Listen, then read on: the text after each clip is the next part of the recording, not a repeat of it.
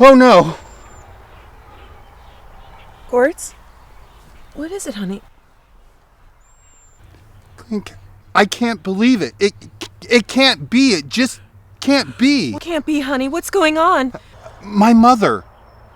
Yes, dear. She died last month. Your brother. He was killed in a fight with the Umbagogs in the spring. Your sister. You know she died of swamp fever last year. What is it? The antelope we had for supper last night. Daddy killed it for our dinner. What's going on? Clink, don't you see? It all adds up. Nothing adds up, honey. What are you getting so excited about? They're all dead. Of course they're all dead. But they never thought they were going to die. Gortz, animals don't think about dying. Nobody thinks about dying. So what? Don't you see? They never knew they were going to die. But they died anyway. Okay, I give up. What's going on? We never think we're going to die, do we? But we are. We're all going to die. But that can't be true. How can that be true? My brother was killed in a fight. The antelope was food. My sister got sick. Your mother was an old lady. She was almost 39. Right.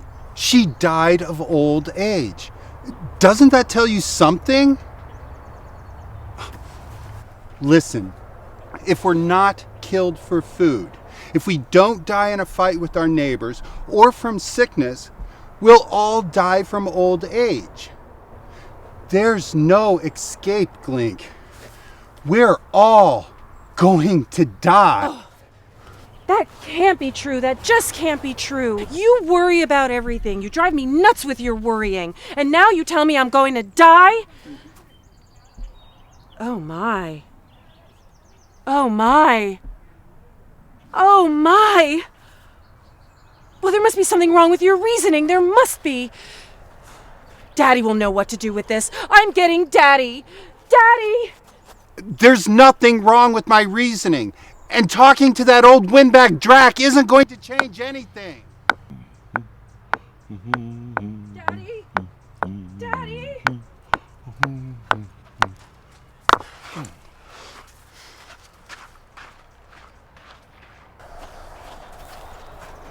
Okay, anything in particular the old windbag can't change?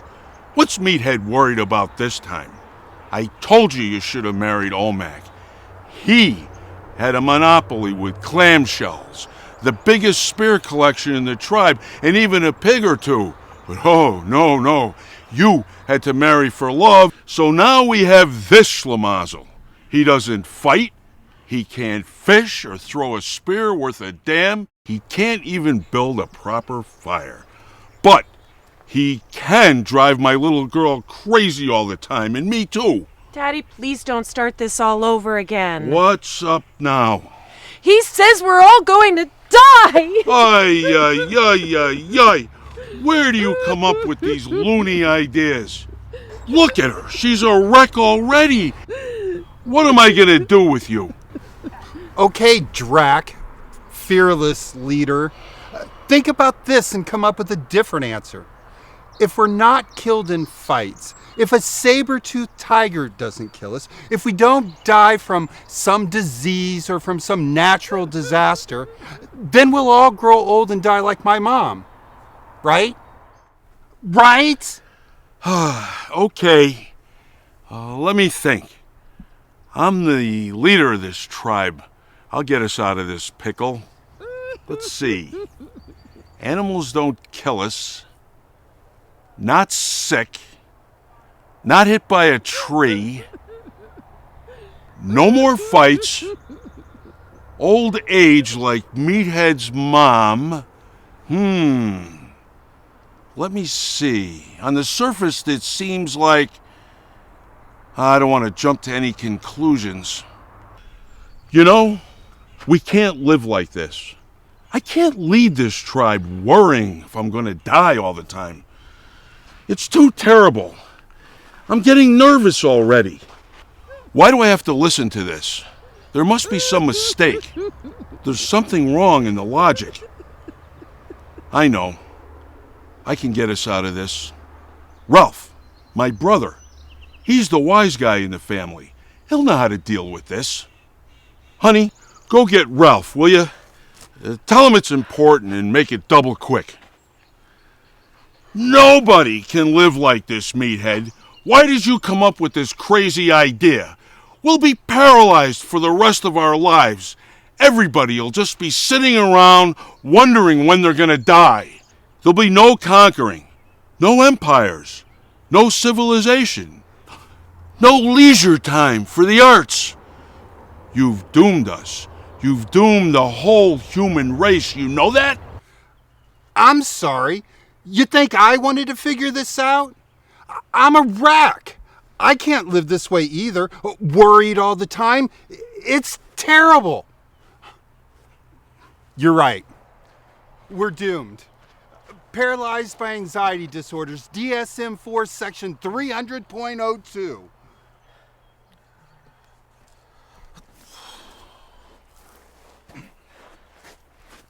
All right, what's so frightfully important? Some boring administrative predicament you've gotten us into, no doubt. Anything to keep me from writing the first great cuneiform novel, thus assuring my ultimate fame and fortune. Yeah? Well, there ain't gonna be any fame or fortune, and no cuneiform novel either, according to my son-in-law here. All right, what have you come up with this time? If we're not killed by animals or in a fight by natural disasters or disease, we'll all die of old age. Tell me I'm wrong.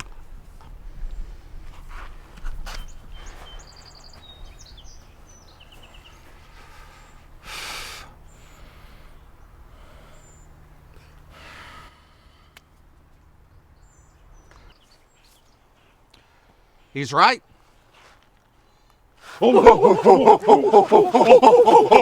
Stop! This is a profound tragedy for the entire human race. Look at all of you. Examples of the sort of behavior we can expect when the news goes viral. The human race cannot deal with this catastrophe. We're all headed for extinction thanks to you. Oh, right. Blame the messenger. So what are we gonna do? You're the brains in the family. Get us out of this mess. I have a solution. Of course I have a solution. Oh, why is it always me who saves the day? And does anybody care? Cram it, Ralph. All right. First thing, you have to tell everybody that they're going to die. Oh, thanks. They'll tear me to pieces. Let Meathead here tell them. No, trust me. You tell them, and they'll worship you for it. Or maybe me. And how's that gonna work? Well, first we'll point out that all things die, which is true, but then we'll point out that human beings are special, which is probably not true, except, of course, for me, and the fact that humans are at the top of the food chain, which does give us a certain advantage. And then they'll kill us.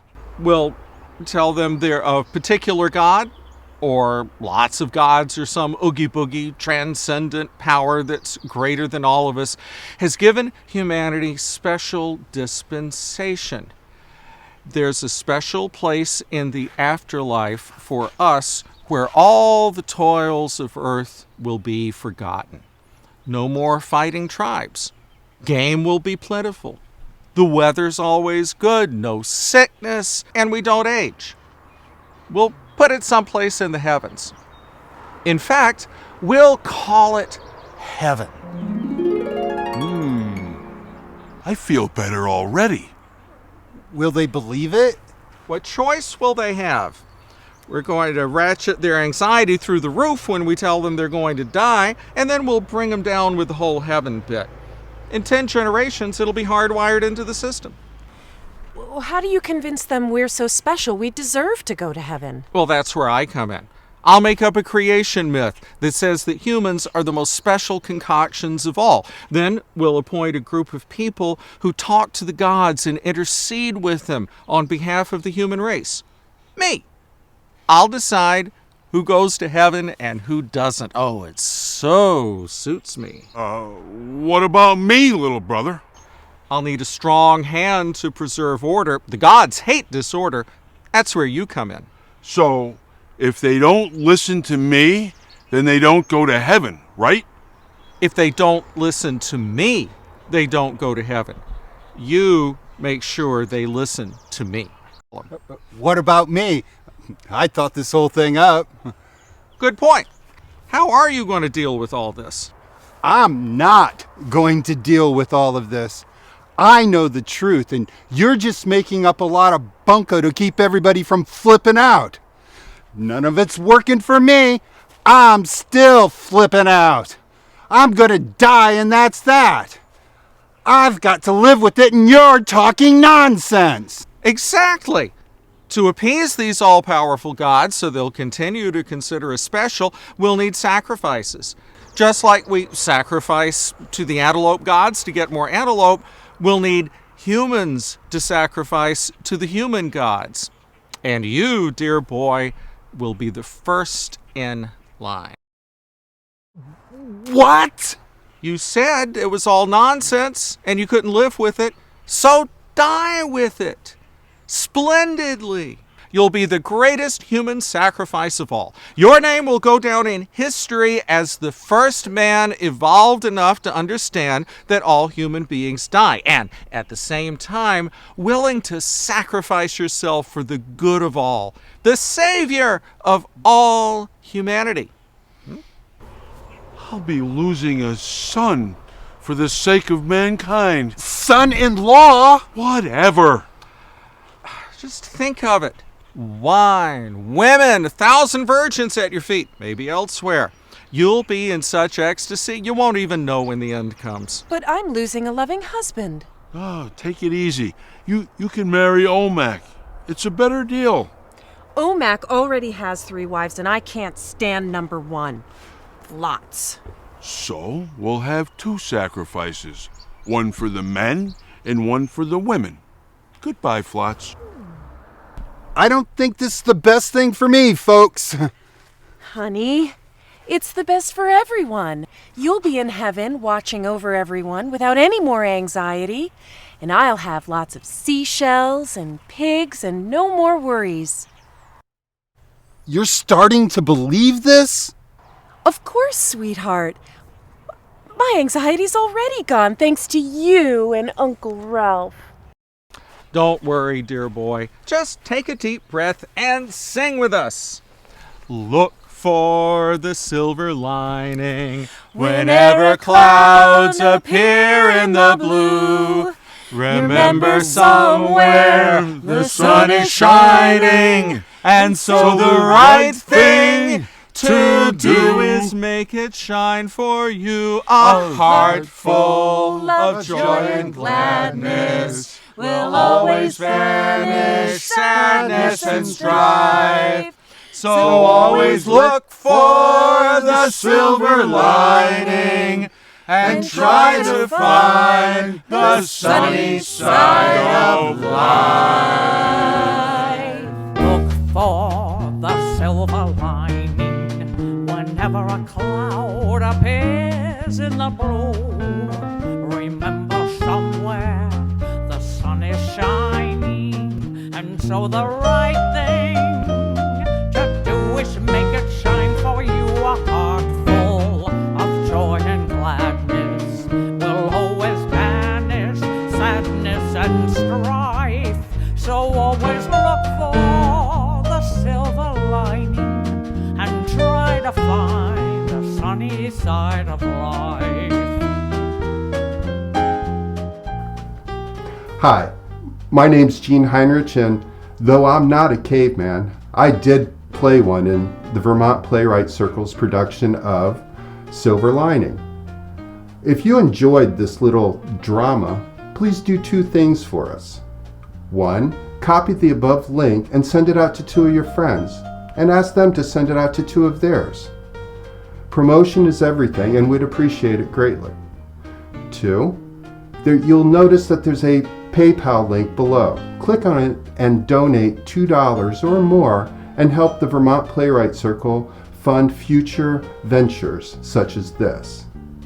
Oh, and by the way, if you log into the Vermont Playwrights Circle's website, you can download 2 scripts, one of them being Silver Lining, and the other is a companion piece called Delicious, which happened to win the 2013 One Act Festival at the University of Maryland. It's about Adam and Eve and the snake and that awful apple. Thank you for your time, and we look forward to seeing you in the theater.